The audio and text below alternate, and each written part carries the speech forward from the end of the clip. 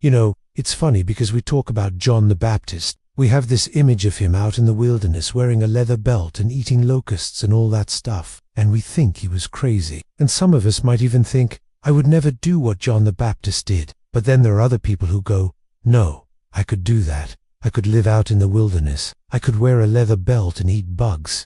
That's not a problem. I could do that. How hard is it? Well, let's talk about John the Baptist and find out what we can learn from his life. Let's begin with the fact that he was not born in the wilderness. In fact, he was born to be a leader. His father, Zechariah, was a priest. Now, they had a unique situation because they were from the order of Abi, which meant that they only served in the temple every 3rd year. So Zechariah's brother, his name was also Zechariah, and they kind of rotated through, whose turn it was to serve in the temple. Well, that particular year when it was Zechariah's turn to serve in the temple, he had a very special experience. I want you to notice here in Luke chapter 1 verse 8, it says, "And there was a time of incense, and the whole multitude of the people were praying outside at the time of the incense. And Zechariah went inside the temple."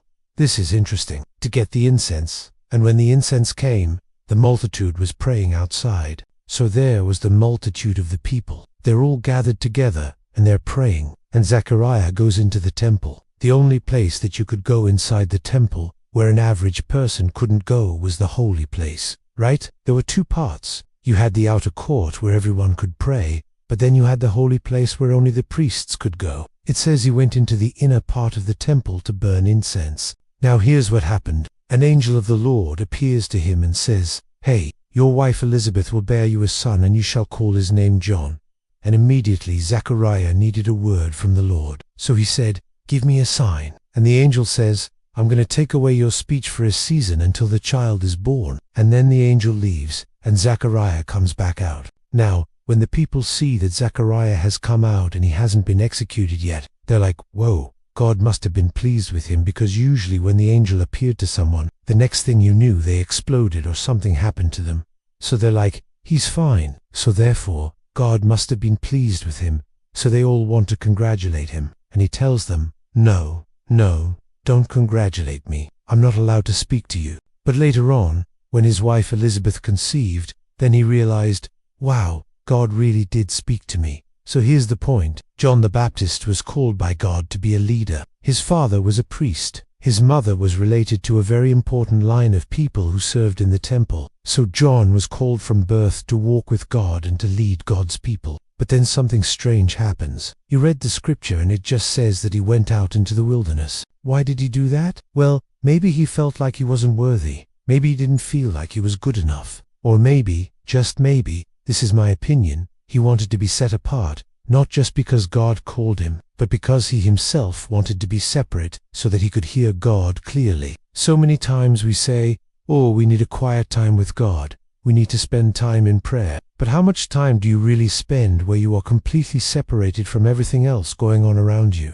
You know, sometimes I wonder if John the Baptist would have been satisfied with eating crickets and wearing a leather belt if he had just gone up to a mountain and started a prayer meeting and told people to come and pray. I mean, he probably could have done that and gotten the same result, but he went into the wilderness. He went all the way out there to be alone with God. He wanted to be radically devoted to God. He wanted to prepare the way for God. He wanted to make things ready. He was like the coach who went out to the field by himself and got the place ready before the team even showed up. He made sure that everything was perfect. So sometimes we think being spiritual means we should just gather with other people and do church stuff. But John was willing to go out into the wilderness. He went out into the wilderness so that when Jesus showed up, everything was ready. He was totally committed, and therefore, he was used of God in a mighty way. He was a prophet. He was a preacher, but he was also a John the Baptist baptized more people than anyone else I know about. I mean, he baptized Jesus. He baptized a guy named Andrew Flip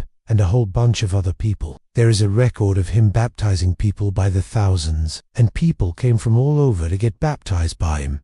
What does that tell you? It tells you he understood baptism. He understood what it meant, and he preached it with power. Now, there's this idea that John the Baptist was crazy because he baptized people in the Jordan River, and the Jordan River was full of crocodiles. But I don't believe that's true. First of all, there aren't any records of crocodiles in the Jordan River during that time period. Second of all, if there were, he wouldn't have been baptizing people by the thousands if there were crocodiles in the Jordan River. And again, we don't know that there were. But if there were, he would have been baptizing people by the dozens, by the hundreds, maybe by the thousands. But nobody would have been around to get baptized, because the crocodiles would have eaten them. So either there weren't any crocodiles there, or if there were, he would have found a different place to baptize people. So do you not let people ever tell you that John the Baptist was just a nut because he baptized people in the river. He knew what he was doing. He understood the symbolism of water, and he used that to help people understand their faith. The last thing I want you to notice about John the Baptist is that he was unafraid to die. In fact, he actually died because of his commitment to God. When Herod, the evil king, married his brother's wife, and this was just totally messed up.